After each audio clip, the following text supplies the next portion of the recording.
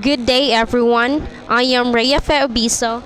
And I am Lord Alner S. Sumayang. In today's lesson, Lesson 2, we will explore the minimum requirement for morality, focusing specifically on reason and impartiality. We will discuss why these two elements are crucial for ethical decision making. Our objectives for this lesson. First is to understand the importance of reason and impartiality in moral decision making. Next is to provide examples that illustrate the application of reason and impartiality in moral dilemmas. And lastly is to justify the relevance and importance of reason and impartiality in morality. So first, we will understand what is morality. Morality is the effort to guide one's conduct by reason. Reason refers to ability to think logically, ability to analyze information, and ability to make rational judgments. It enables individuals to assess the consequences of their actions and consider well-being of others. For example, a scenario where you witness a friend cheating on an exam. So, in that scenario, the reason acts as a guide to determine the ethical implication of our choices. It helps us understand the consequences of our actions and make informed decisions. And next is impartiality.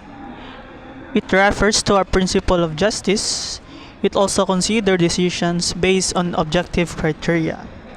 It requires setting aside personal preferences and considering the interests and well-being of all parties involved. For example, a manager who assigns work tasks based on merit rather than favoritism. So in that scenario, impartiality ensures fairness and avoids discrimination or unfair treatment. It promotes a sense of justice and equal consideration for all individuals. So, to deeper the understanding of reason and impartiality, let us know the 7-step moral reasoning model by Scott B. Rowe. So, what is the 7-step moral reasoning model, Lord Alnier? The 7-step moral reasoning model by Scott B. Rowe. So first step is gather the facts. It refers to what you have at hand and your succeeding actions. Next step is determine the ethical issues. It refers to what issues that may cause harm to an individual. Third step is identify the principles that have a bearing on the case.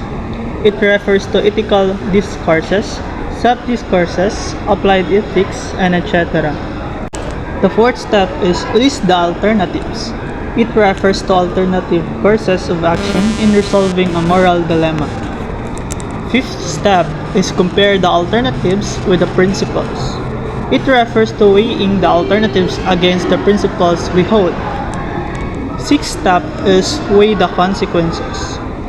It refers to consideration of possible consequences of the actions.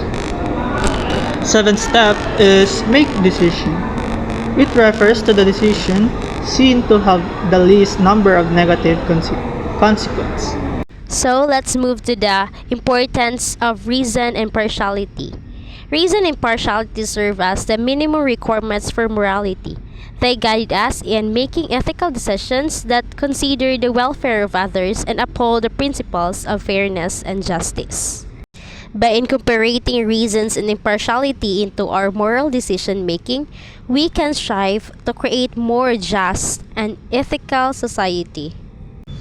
Before we end this, I would like to leave you with a quote by Immanuel Kant.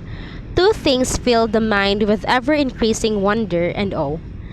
The more often and the more intensely the mind of thought is drawn to them. The starry heavens above me and the moral law within me. So, let us embrace reason and impartiality as we strive to create a more just and ethical world